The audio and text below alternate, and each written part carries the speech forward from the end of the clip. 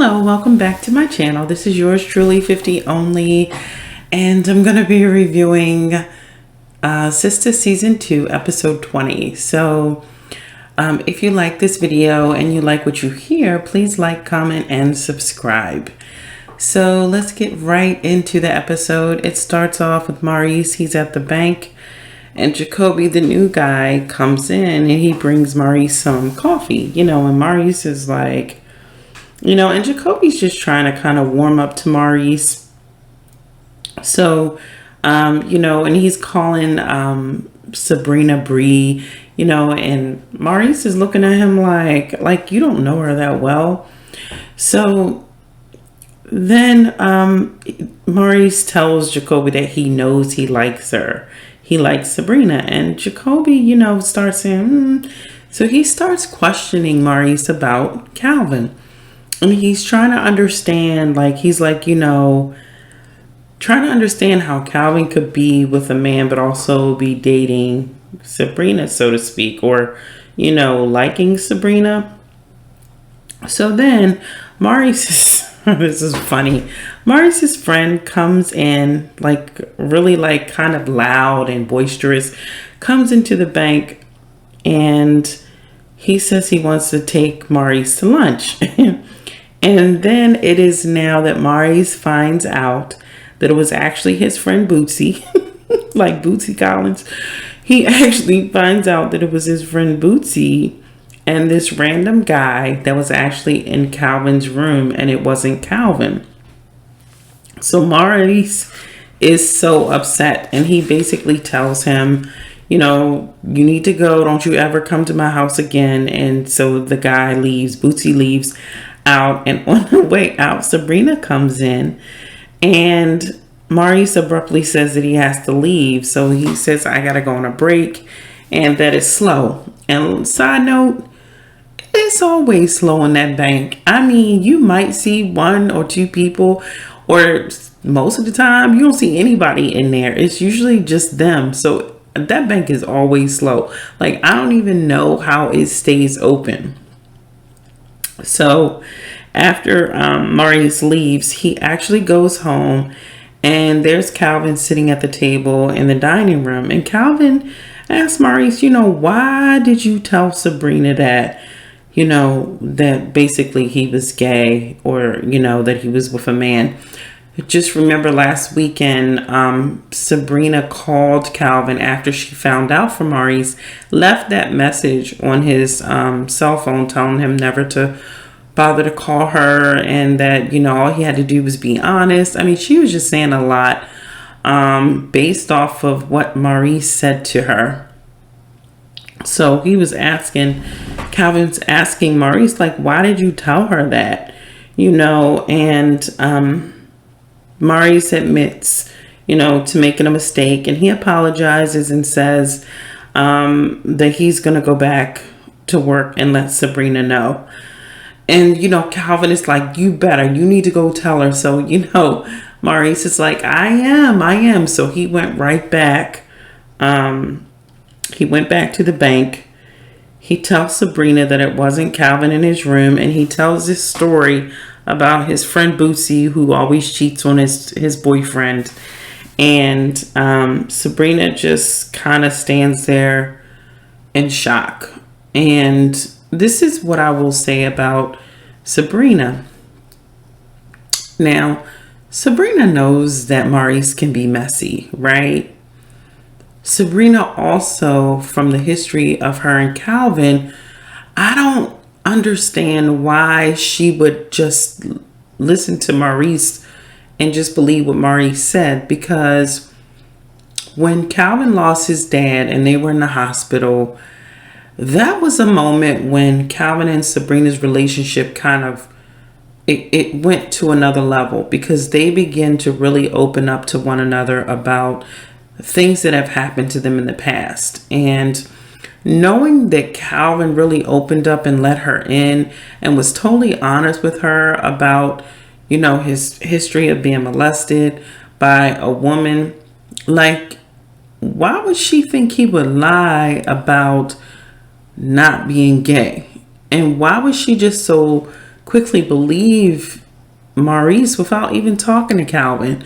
Like, I was kind of thrown off by that. Like, I didn't understand that. Like, she should have waited and just talked to Calvin, but she just immediately believed Maurice.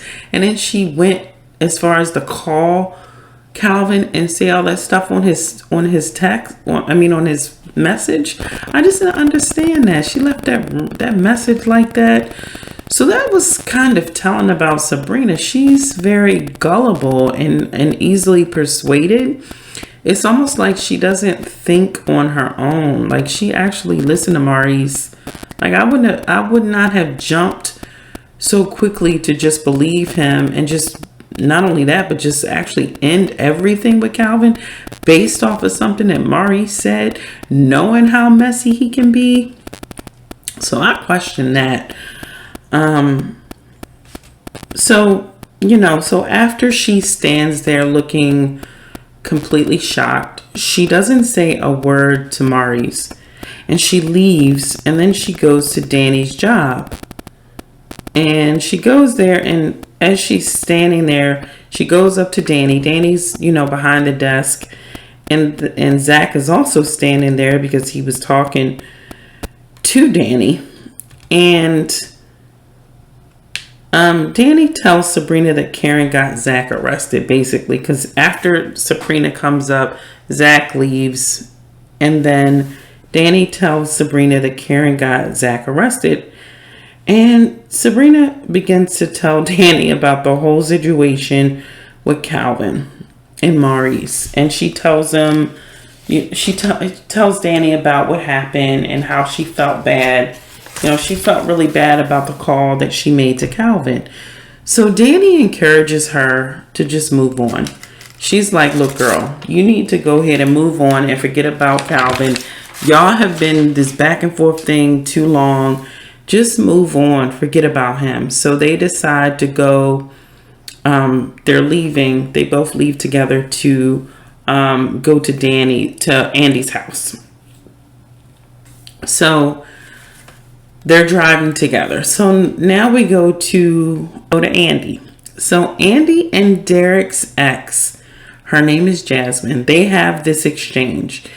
And, Jasmine is determined to fight Andi. So they're in the parking lot of where Andi works, and they're constantly going back and forth, arguing. And, while they're arguing and, Andy's telling her, I'm going to call the police, blah, blah, blah. And Jasmine like, I don't care.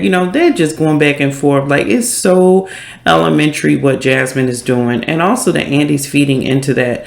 But anyway, Jasmine sees the ring that Andy's wearing. And then, that really makes Jasmine mad.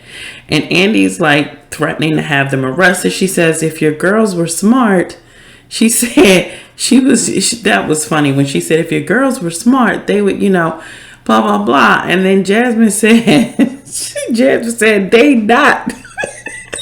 And then Andi said, did y'all hear that? She said y'all weren't smart. I was like, oh my God, it just sounded like they were in middle school. So Andi tells them like they're stupid for doing what Jasmine wants.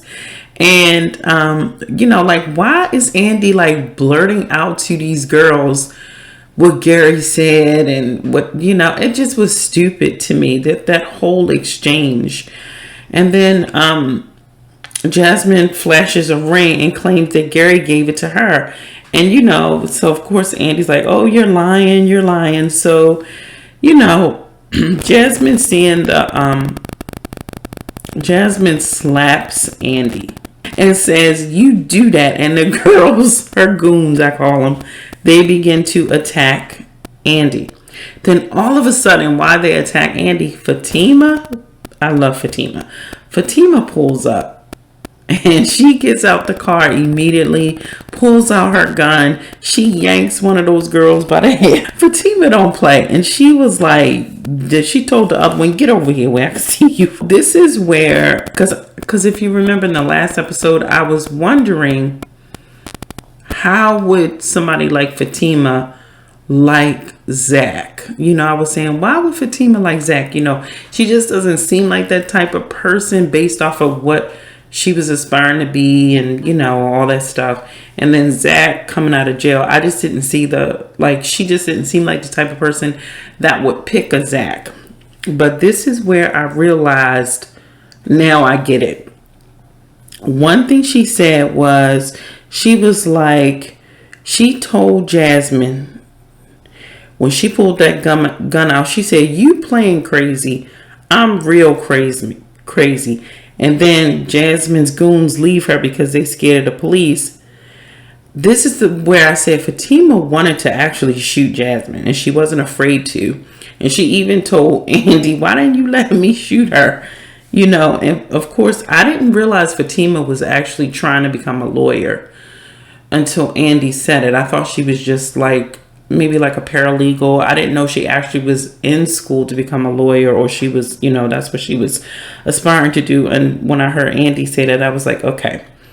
But this is where I realized that now I get why Fatima would like Zac. Because in Fatima's past, I don't know what she was doing, but she's very comfortable shooting people. And she seems like she's very street smart. She doesn't have fear. She's not afraid of that. She's not afraid she wasn't afraid of Zac or inmates. You know, like, she works with that company that Zac is working with, chain something, that helps ex-cons. So for some reason, she's giving back. So that tells me that she's familiar with that lifestyle. She's familiar with, you know, anything involving, you know, the law or crime, or, you know, people that have been in jail. It doesn't faze her. So I get it. So that let me know. And she even was like, "I haven't had a good kill in a long time." I'm like, go ahead, Fatima. Fatima is the GOAT. I love her so much. I love her character. She's such a faithful, loyal person, no matter who it is. Like, if she's down for you, she's gonna stick up for you. She's gonna make sure that you're okay. So Fatima has so then Andi talks her down, reminds her, you know, that she's Laura, and then they realize that there's no cameras around, so nobody actually saw the fight. So then, you know, Andi's shirt is really dirty, and she tells Fatima she's gonna go home and change. So then Andi leaves. She gets in her car and leaves, and then, of course, annoying Hayden, he's already in the parking lot, and he gets out and comes over to Fatima, and he taped the whole freaking fight, and he threatens Fatima to show their boss. He's like, "You know, I got that all on tape." And she was like, "Well, how about I tell the boss about, you know, all the things that you did to Zac." So basically that he kind of chimed down after Fatima said that. So one thing about Hayden is, and it's so interesting to me, the type of person that Hayden is. Hayden is successful. Hayden went to school. He's the type of guy that did all the right things. Like, he checked all the boxes, and he fulfilled everything that you would think a woman would want. But he cannot figure out for the life of him, being the person that he is, the schooling that he got, what he has achieved, why would Fatima not want to be with him? You know, he just can't figure it out, and he can't understand why she would like Zac over him. So it's like he's so jealous of Zac, you know, and Fatima doesn't want him, you know, and she's made that quite clear. So at home, Andi, you know, tells Gary, she calls Gary, and she tells him not to go to her job, but to come to her house. So he asks her if she's going to wear the ring all day. She says yes, and he says, "Does that mean we're engaged?" And I mean, Gary's like really thirsty, and she says she needs time to think about it. So they agreed to meet at Andi's at like 5:00. So while she's on the phone, there's a knock on the door, and of course Gary, "Who's that?" You know, and she's like, "Oh no, let me call you back." he still has that sort of possessiveness. That's a red flag to me. I kind of see that. So then it's the police officer that she called. So Andi had called the police to file a report. This police officer's name is Avery Harper, and she filed a report, gave it to him, and she says she's pressing charges on Jasmine and the 2 girls that were with him. So, this officer's trying to shoot his shot with Andi, and he notices that she has the ring on her finger, and he assumes that she's married. And it was interesting because she was like, yeah, she didn't say she wasn't, but I know it was because she wasn't really interested in him, and she wanted him to leave her alone. So he basically shot his shot, and she shot him down. So then he leaves, and Gary comes over, and it was really cool the way that ring worked, because he unlocked it with his ring. His ring has like this magnet on it. That's the only way you can unlock the ring. So he then confesses how much he wants her to be his wife, and Andi tells Gary about what happened with Jasmine. And Gary's like, are you okay? Everybody keeps saying that to her, are you okay?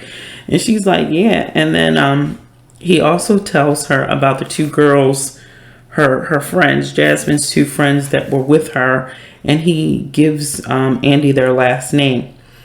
So Andi basically lets him know that she's going to handle everything, and Gary tells Andi that, he never meant to hurt her, and he asked her to marry him, and she told him what she was, she's like, I'm not moving to some house out in the country, I'm not moving out of the city, and she was like, I'm not having kids anytime soon. And she was basically letting him know all the things that she wasn't doing. And Gary was like, okay. And finally, she let him put the ring back on. So, she's already given in and, fallen already. So they, they're sitting there smiling at each other, having that like googly eyes at one another. So then I want to talk about Zac. So at work, at Danny and Zac's job, Zac asked Danny if she told Karen, what he told her to tell her. And Karen told her, and Danny said she would see Karen later. Zac got frustrated and said he would do it himself, So at that time, Sabrina had came up, which I mentioned before, but Zac left. He left. So I want to talk about Karen. So at the salon, Karen is talking to Pam, and they're just kind of having small talk about Karen wanted to make sure that Pam scheduled the appointments that they were set up. And Aaron walks in with these flowers for Karen. And Aaron and Karen, they go into the office, and she says she needs to take a load off, and Aaron massages her feet. Karen is still struggling with wanting to sleep with Aaron. She's really having a hard time, and she brings up the first lady, Rachel, that came into her shop, and she did her hair that one time. And she was saying, I was thinking about maybe talking to her because, maybe she can help me with, how to handle abstaining when you're dating, and, she said, I'm sure she probably could probably tell me about it. So, Aaron, she was telling Aaron how hard it was for her. So Aaron said, well, maybe, we can talk about it over dinner later, as he's massaging her feet. And Karen was like, oh yeah, we can, I can't because I'm going to, the girls and I are supposed to meet after work. So he's like, okay. Now I do want to talk about Aaron for a minute. So if we can recall, I know Aaron had this whole situation with his ex-wife and his ex-wife's family, and Aaron came across sort of, we didn't really know much about Aaron except all this drama that he brought with him when it came to Karen. But the thing I have always, from day one, I'm just going to be honest, I've always been a fan of Aaron. I always liked Aaron. I felt like he was always very respectful of Karen. Even with the whole thing with going on with Zac, he was very patient with Karen. And here we go again. He's this great guy. I mean, he's been very supportive to Karen throughout this whole ordeal. Even when she was having these nightmares about his ex-wife's brother when he came to the house, and she was just having a rough time. But Aaron really stood by her. He really was patient and really allowed her to like whatever she needed. He was emotionally available to her and physically available to her, and he wasn't pressuring her. You know, he got weak that one time in the hotel, and you know, but he did rectify himself. And I really like Aaron for Karen. I think he's a really good guy.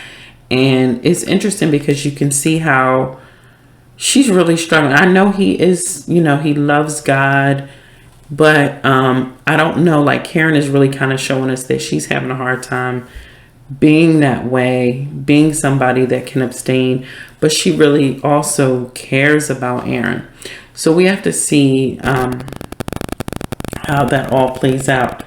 So while they're in the back talking, Zac comes in the salon and he is asking Pam, you know, he's asking Pam, you know, where Karen is. So then he figures out that she's in the back with Aaron. So Karen and Aaron, they must have heard him and they came out. And Zac insists on talking to Karen, and Karen, you know, she tells Aaron, you know, you can, you know, I'll meet you at home, because he was like, you want me to stick around? And she was like, no, it's okay, you can leave. So, you know, Zac starts this whole thing about the credit card, and why she accusing him of, you know, taking that money, and she knows that he wouldn't do something like that or whatever. And so he's just steady fussing about it. So she's like, come on, let's go in the back. So they go into her office, and Zac keeps telling Karen, you know, to look at him, and you know, and tell him that, you know, she believes that he did it. Zac starts telling Karen, and this part really, I felt it because Zac was really hurting. Zac really poured his heart out. He started telling Karen how hard it was watching her foot all the bills and watching her leave, go out, carry the weight, and how he was not able to help her. You know, he talked about how much it hurt him. And he talked about how much it was just so devastating to him that she would actually think that he would steal from her. You know, and Zac kept telling Karen to look at him because he knew that if Karen looked at him, you know, she would break, because she wouldn't look at him. She kept telling him, no, Zac, you need to leave, you know. So he told Karen, he told Karen that he loved her more than anything. She tried to push him away, but she couldn't. And then they started kissing. And then Aaron came back to the salon because he left his keys. And Pam is so funny. She was at the door listening to Zac and Karen. So Aaron hears them. He's like, what are they fighting in there? And he bursts in the door and he finds them having sex. So that was the end of the episode. I am so triggered. I have to tell you, I'm very, very disappointed that Zac is falling back and now he's sleeping with Karen after he has such a good thing going with Fatima. Now, I do want to say this. I understand. I know that him and Fatima aren't really officially a couple. They are talking about it, like the when they had the pillow talk, and they were talking about, like, he was like, are we getting serious? And she was like, you know, you just keep doing what you're doing and we'll see. So technically they're not really a couple. They're not really what you call dating. So, but I'm still triggered. I'm still mad at Zac because he allowed himself to go there. At the same time, I do understand that Fatima and Zac kind of started seeing each other with unfinished business with other people. Like the whole thing with Hayden, I know wasn't really a relationship, but Hayden is still holding on to the dream of being with Fatima. So she's still dealing with getting that through his head. And then Zac is not over Karen, and he's still dealing with the baggage of that. So, but I was just triggered. I was so mad. Just seeing him with Karen made me mad. I know it probably shouldn't have, but I was pissed because I really like Fatima and I like Zac and Fatima. I just didn't like it just makes me mad thinking about it because Fatima is such a good woman, and just the fact that she did so much for Zac, and I know this is common, everybody knows that she did so much for him, and I think Fatima is just a nice person. She's, like I said, she's loyal. She's going to look out for you if she really likes you. And the fact that she did that for Zac, and I mean, she stuck her neck out on the line for him several times and got him out of jail and let him stay with her, and just she did a lot for him. I was triggered. I was so mad. I'm still mad. Just talking about it just makes me mad. But so we're going to see what happens next week. And Karen makes me mad because she just irritates me too sometimes. And I just like, Zac, leave her alone. Just let her go on with Aaron and just leave her alone. So I was just triggered. I don't know if anybody else feels that way, but I was mad.